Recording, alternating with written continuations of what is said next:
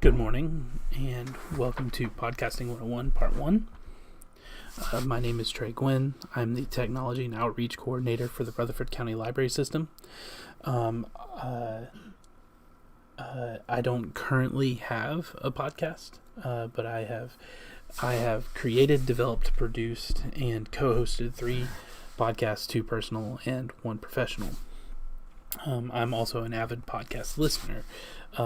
This is a couple months old. I bet that the numbers are even more ridiculous.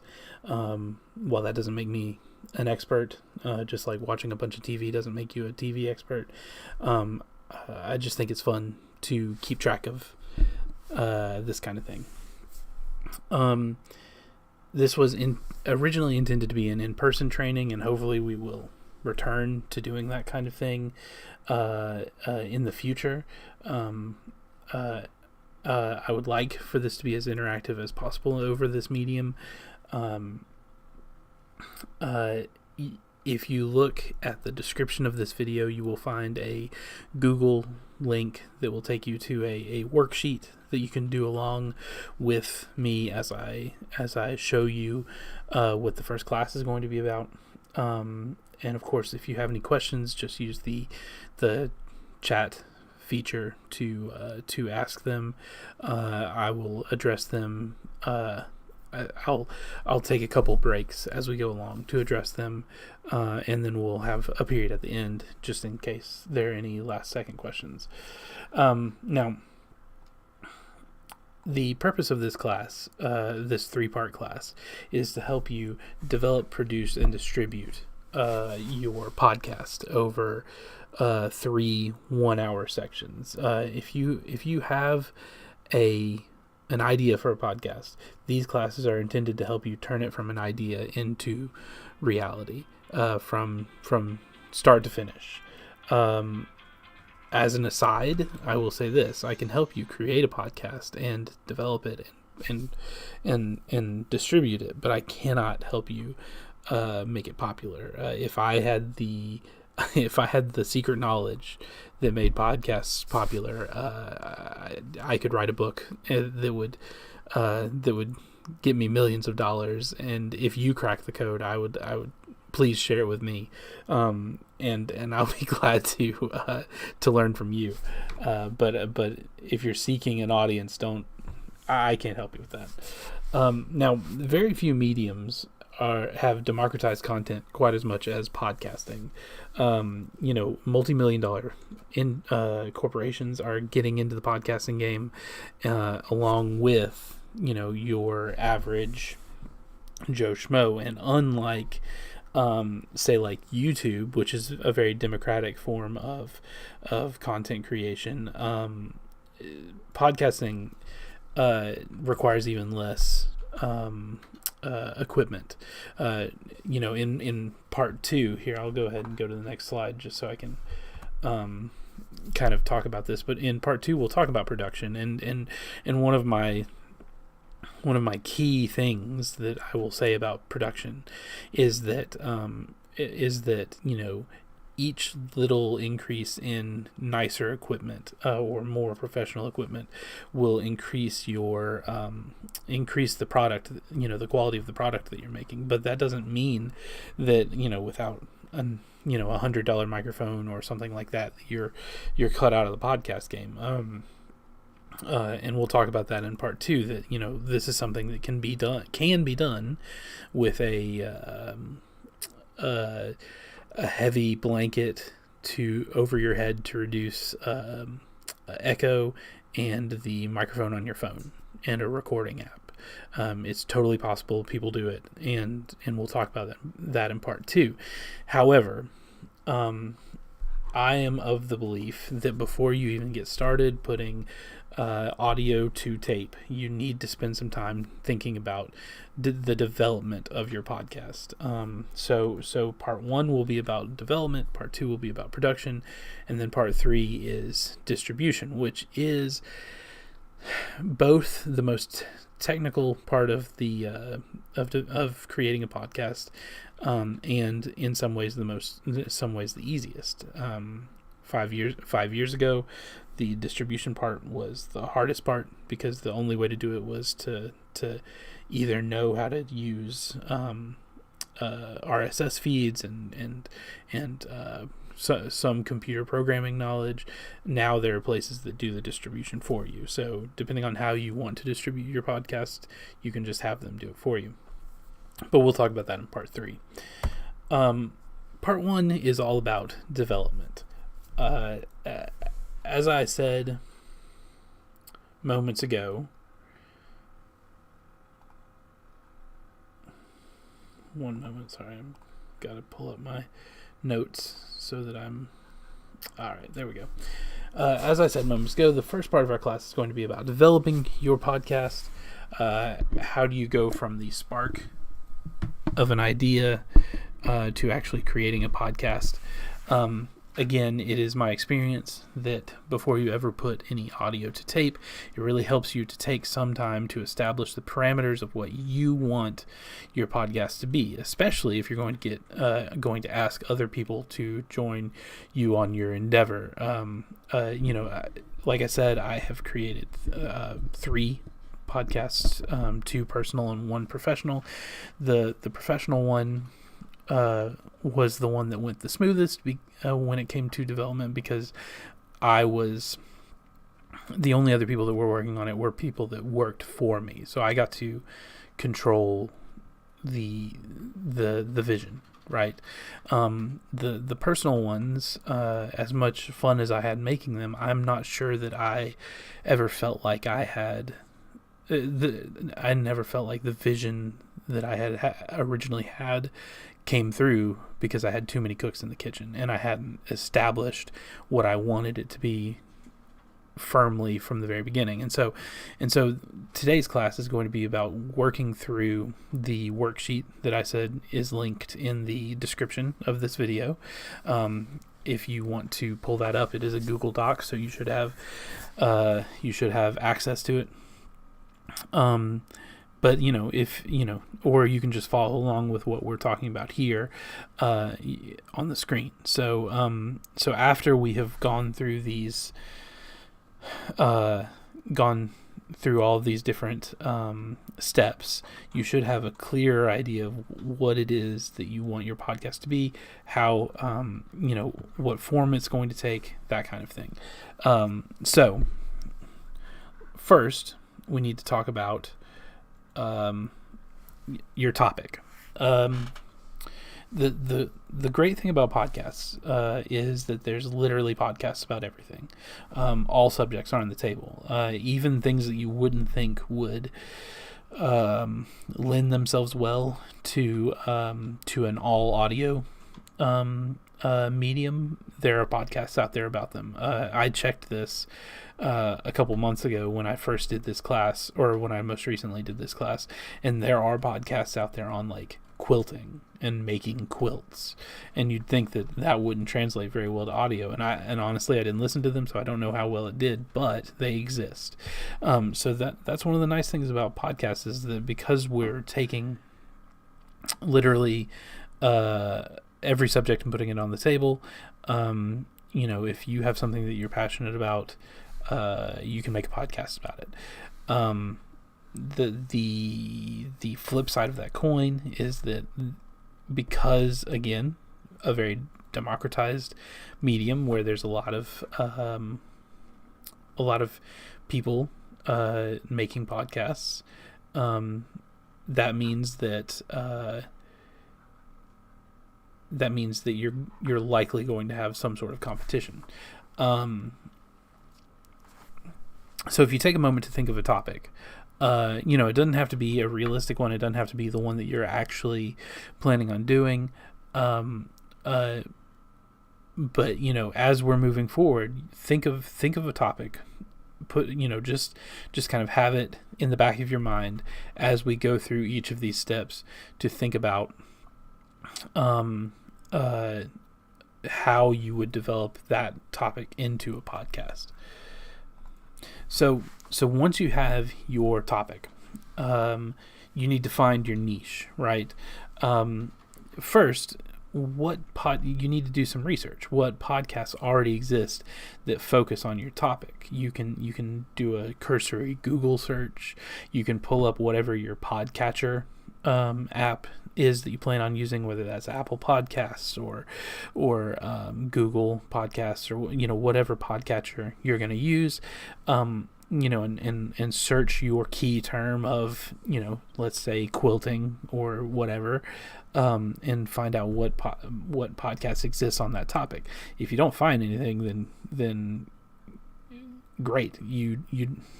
You can craft it however you want. You really need to find a special niche, because the very fact that your podcast exists is your niche. Now, likely you are going to find other podcasts that exist that cover the topic that you want to do.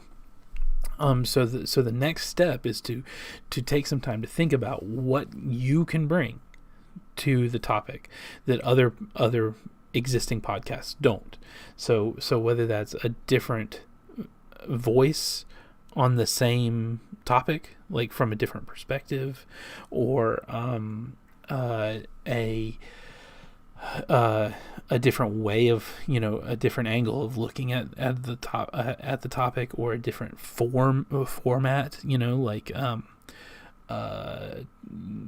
there's a bajillion video game podcasts out there, but say you wanted to do a video game podcast, but you're also you're an English major or something like that, you could do a video game podcast that looks at video games through literary analysis. Now, I don't think that would be I think that'd be a good podcast, but I bet that there's already podcasts doing that out there, but that's just something I came up with off the top of my head. So what you're doing is you're taking the core of an idea, the topic, and whittling it down into something that makes you unique, right?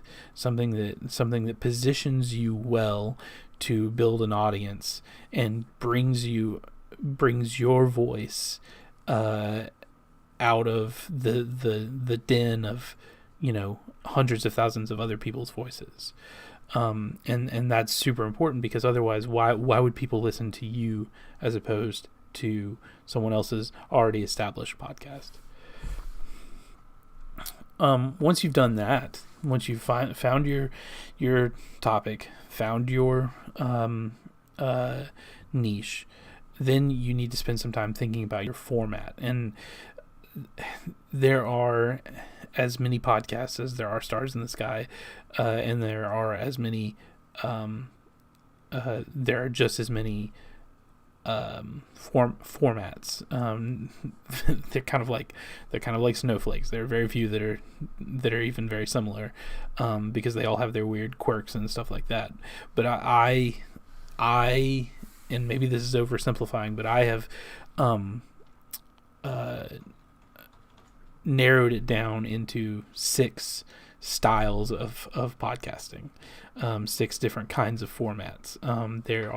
There's the panel discussion, where that's some number of people, 3 or 4, some number of people more than 2, discussing something, whether that's comedy or advice or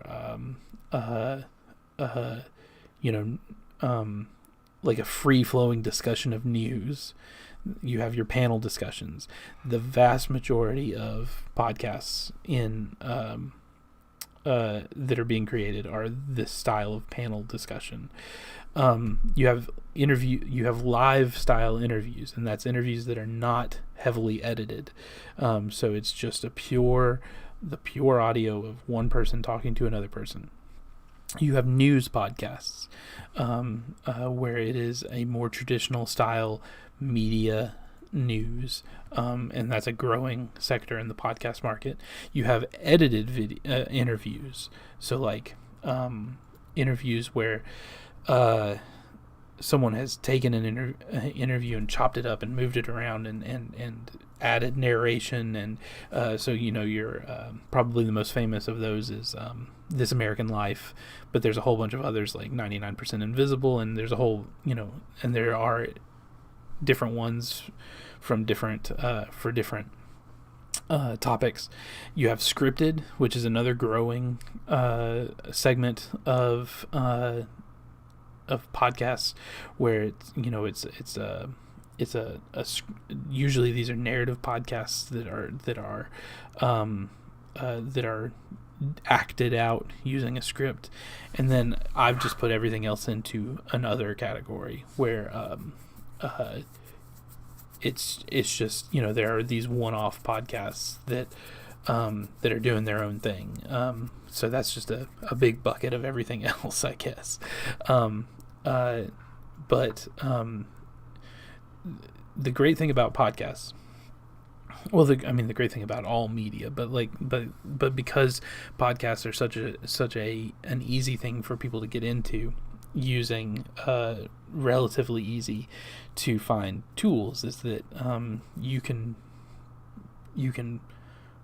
play around with the format in a way that allows for a lot of experimentation, and that means that if you have some idea about a way to change the audio format into something that no one else is doing out there, then you can totally do that, because you don't have sponsors that you need to appease, and you don't have a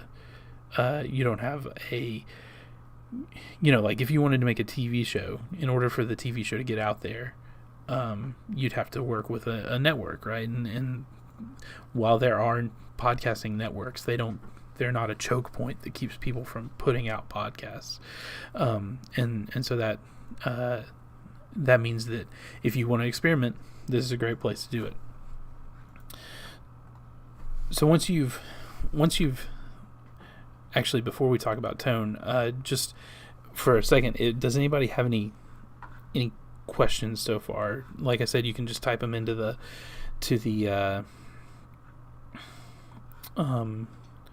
YouTube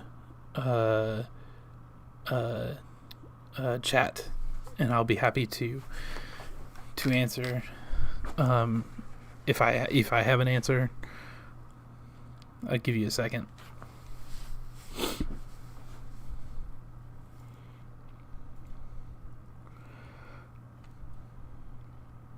And I will say, I forgot to mention this, but each of these, for each of these 6 formats that I have highlighted, I threw up the picture, the podcasting, like the thumbnail for different examples of the medium. These aren't the most popular. They're not necessarily the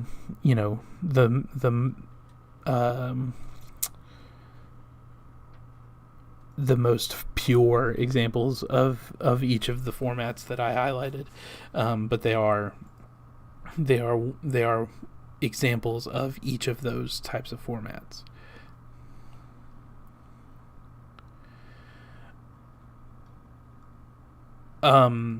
So I did get a question that said, would D&D podcasts fall into the other panel? Yeah, that's where I put those, although that is such a growing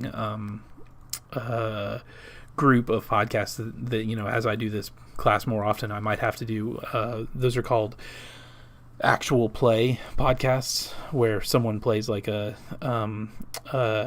role-playing game like Dungeons and Dragons or other. I'm not much of a tabletop nerd, but the one on my slide is the image there is from the Adventure Zone, which is done by the McElroy brothers, and it is a Dungeons and Dragons podcast. Like I said, that's a growing segment of podcasts, and it's not quite scripted, and it's not quite panel discussion, so that's why I put it in the other. So let's let's move on to the next segment.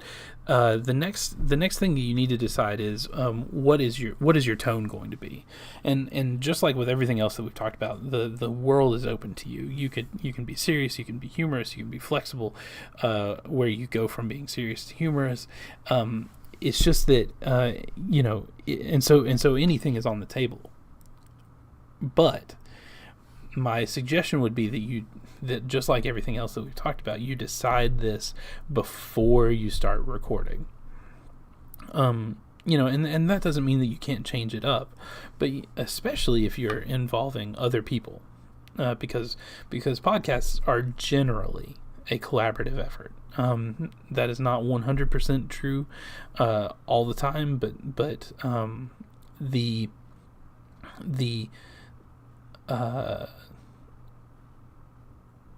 there are solo podcasts, but it is hard to fill even a short period of time as just one person, especially if it's going to be different every time. Like I've taught this class 3 or 4 times, and so I'm happy to do it solo. But like if I had to come up with a new one of these literally every week, where it was completely new content, you see how that's getting more and more difficult. Now imagine if it was 100% off the cuff and extemporaneous, like most podcasts are.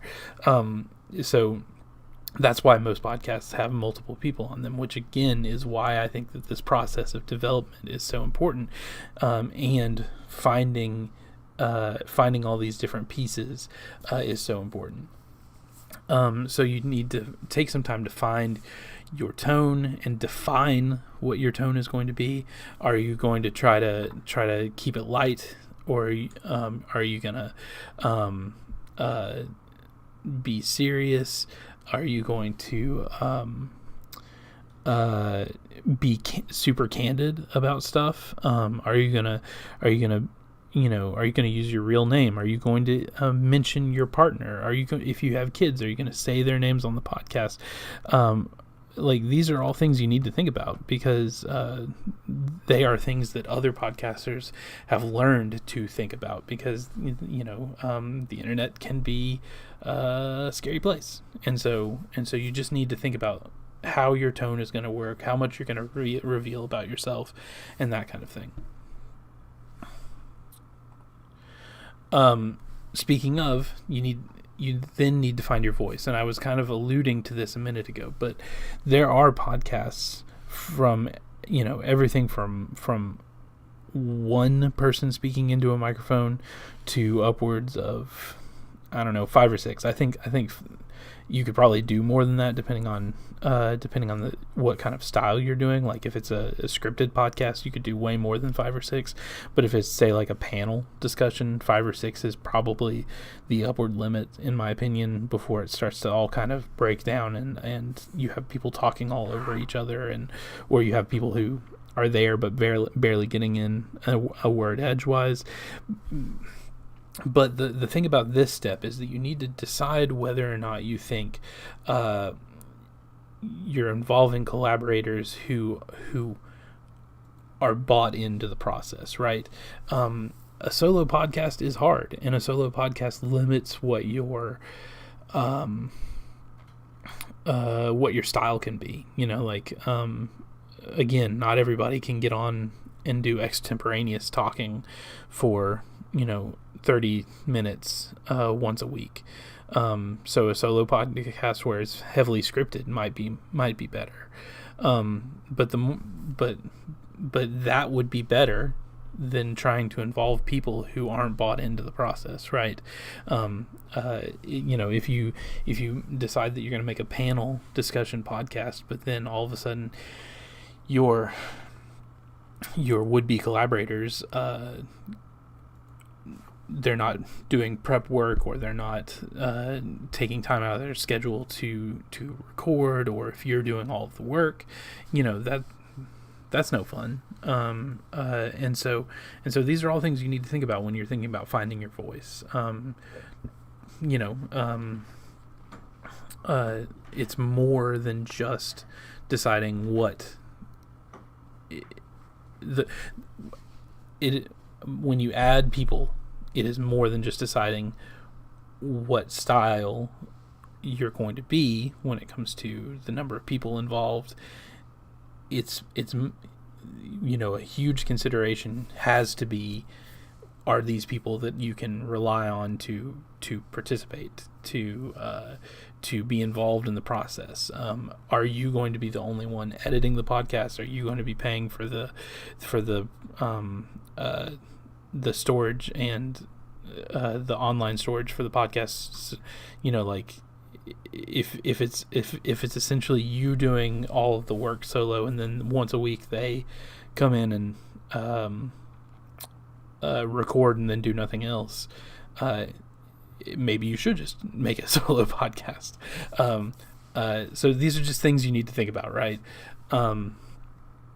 Now, speaking of, you need to think about your length, because that is going to determine not only what you not only the style that you're going to do, but how you're going to implement your podcast, right? Again, it can be hard to do a 30-minute extemporaneous podcast. Because when you're talking extemporaneously, it is easy to let that bloat, right? Because you're not scripted. So if it's going to be really short, I would suggest that you script it. If it's going to be really long, I suggest that you script it. So there's kind of this threshold of in between, right? Of if it's really short, you should probably script it. If it's really long, you should probably script it. If you're going to do like a panel discussion, then you're probably safe to do 30 minutes to an hour to 2 hours if you want. Now I have broken down podcast lengths into 3 distinct categories, right? There's the short podcast, and that is 30 minutes or less. A lot of your news podcasts are 30 minutes or less because they want people to listen to them like first thing in the morning, right? The one that I have linked here is the Memory Palace, which is actually a history podcast that is kind of this heavily scripted, beautiful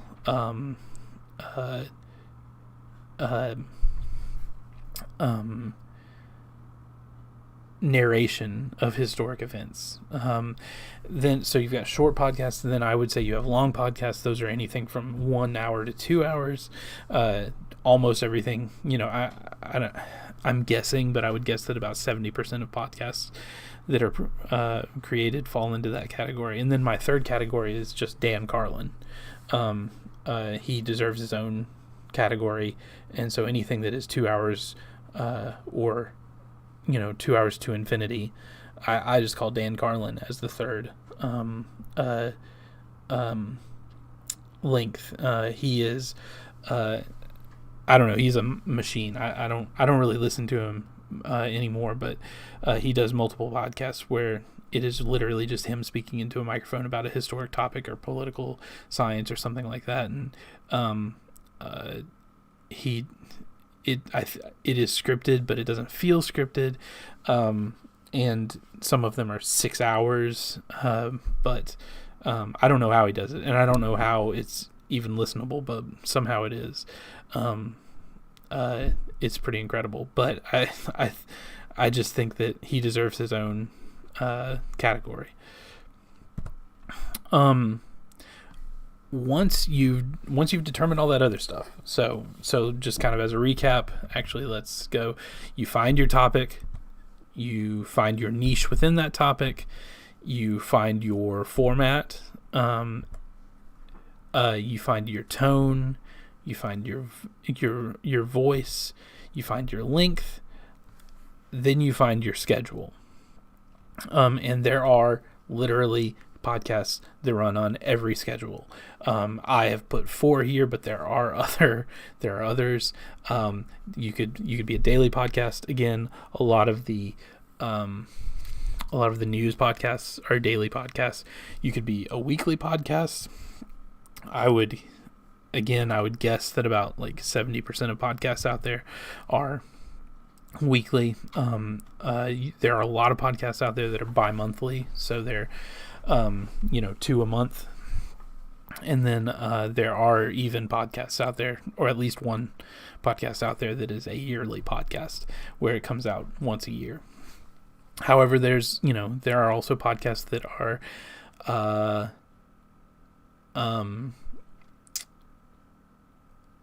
on their own schedule, where it's just when they make a new one, they make a new one.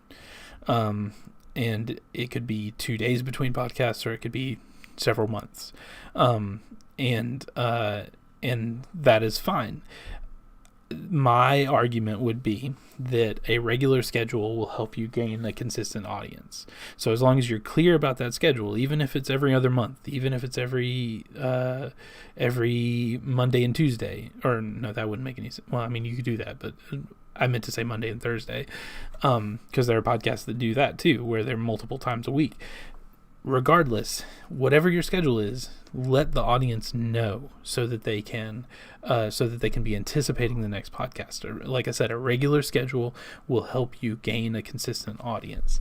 Those podcasts that are out there that don't have a regular schedule tend to be podcasts where one of the people on the podcast is famous, and so the fact that they put out a new episode is enough to get people to come back into it, and take a listen.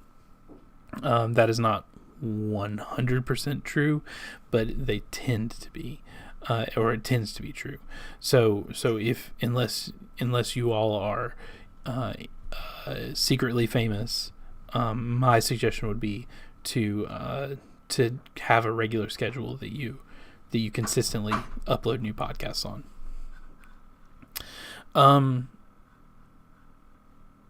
The next thing that you need to do is find your name.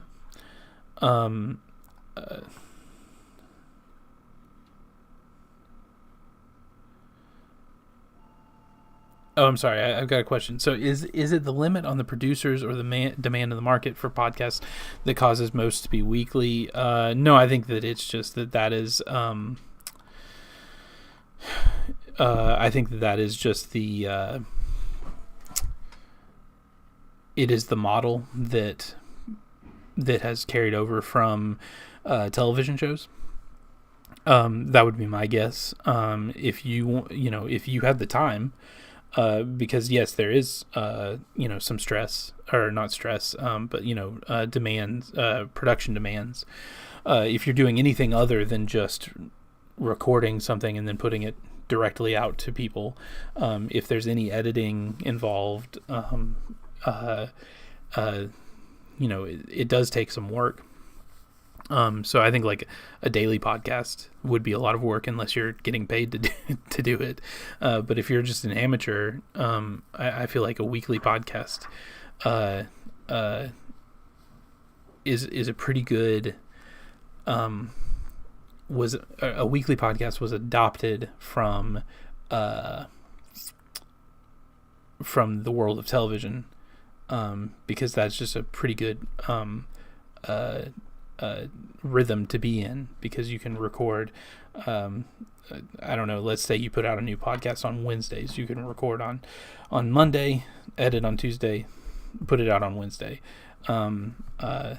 It's easy to get into that rhythm, and it's a rhythm that people are already familiar with from other mediums. But again, the great thing about podcasts is it's a place where you can experiment. I listen to at least 2 podcasts that do like a Monday podcast and a Thursday podcast.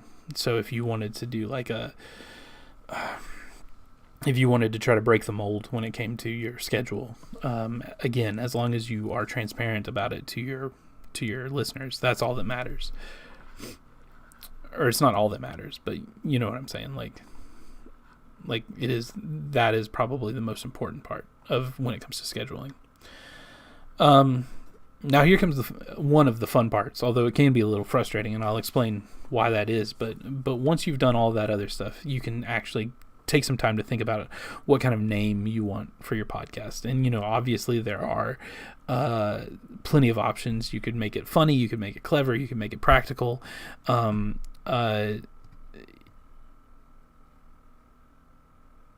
the obviously a lot of that will be set by the tone that you decided earlier.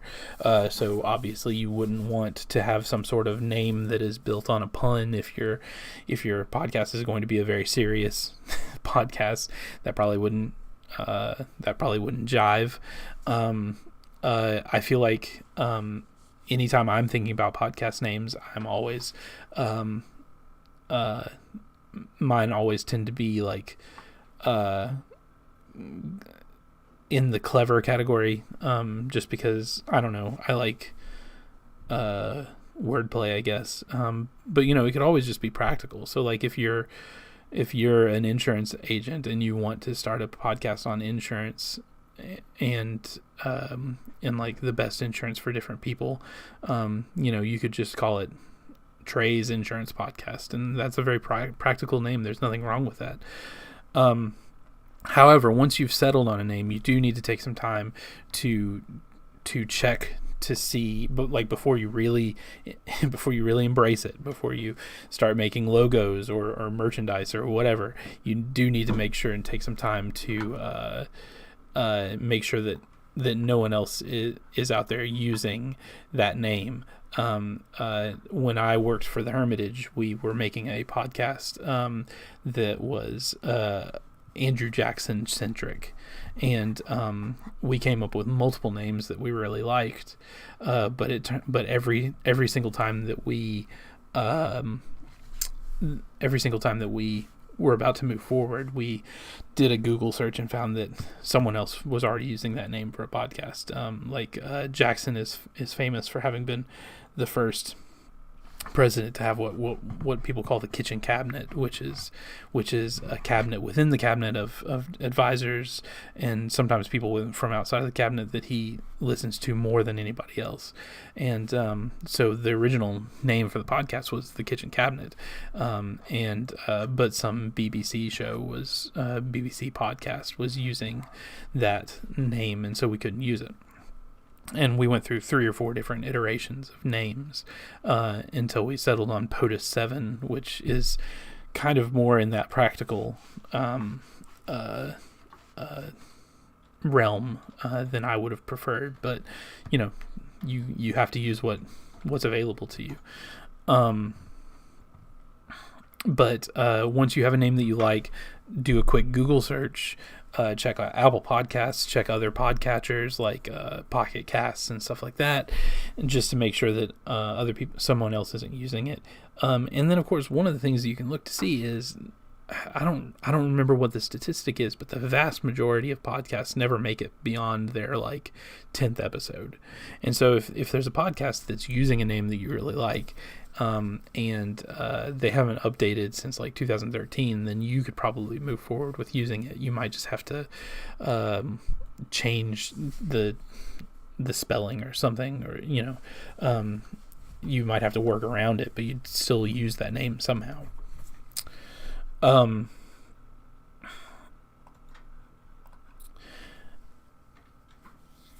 My final step for part 1 of this class is to find your flexibility. If you're enjoying yourself but it isn't working, and whether that's and when I say it isn't working, whether that's not finding an audience or not the schedule that you've set up isn't working, whatever the case, if you feel like it isn't working, feel free to shake things up. Again, one of the brilliant things about this is that unless you become very popular, you won't have sponsors that you need to keep happy. You won't have a network that you need to keep happy. So change the formula. Change things up. If you decided to do a Dungeons and Dragons actual play podcast, and you're and it's not working, change the dungeon master. Switch to someone else being dungeon master, or switch to Pathfinder, or if you're, I guess. Again, I'm not much of a tabletop person, but if you're playing Dungeons and Dragons and you're not developing an audience, then switch to switch from fantasy to sci-fi. Whatever. take suggestions. One of the things that we'll talk about is in our next class in part 2 is take the time to make burner episodes, and by that I mean make episodes that almost no one is going to hear, practice episodes, right? And I know that feels like a lot of work for something that no one is ever going to hear, but it allows you to practice the method by which you're going to make podcasts. Take those episodes and give them to people whose opinions you trust, and say, please, I know that I know that you're busy, and I know that you already listen to a bunch of podcasts. Please just listen to the first episode of my podcast. No one else is going to hear it. I just need your criticism of it, right? And listen to that criticism. Don't become so precious about the format that you've chosen. I said that the reason that we needed to go through these steps was to make sure that your vision is executed right, because you need to have a clear idea of what your vision is. But that doesn't mean that if someone comes to you and says, okay, look, this segment that you're doing on X just isn't working, that doesn't mean that you need to just ignore them. It is only when you have a clear idea of what your vision is that you can take that kind of criticism into account. And so be willing to listen to that criticism. So like I said, that is what we're covering in part 1. I know that every time I've taught this, there are people who think that we were going to be talking about like how to record and stuff, and we'll cover that in part 2 next month. But I think that this is a really important first step, no matter what kind of podcast you're going to end up making, because you need to take some time to think through your think through what kind of podcast you're going to make, and what it's even going to quote unquote look like, or I guess sound like. So are there any questions before we wrap up? And while you type them out, I'm going to find the date for next month's class. And I'll put that up there.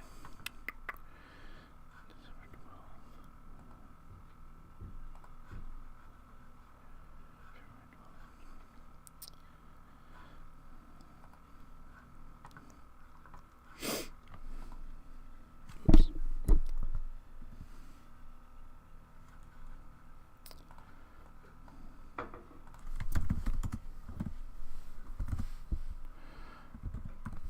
All right, so let me make this look okay.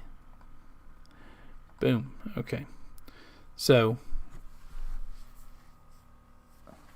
February,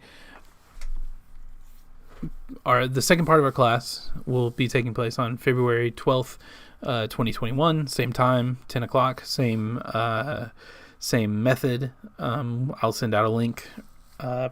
I'll try to do the day before. I forgot to do it yesterday.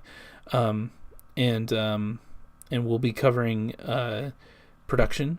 We'll be talking about what resources the library actually has that can help you produce your podcast, because we do have 2 recording studios that are available to our patrons. So that's something we'll talk about. And of course, if you're here for this class, that means that you likely have my email address. So if you have any questions, let me know. Also, if you want to review what we talked about today, I'm going to edit it and put it up on our Facebook page, and so it'll be available to you there. Have a good day, and thanks for joining us. Bye.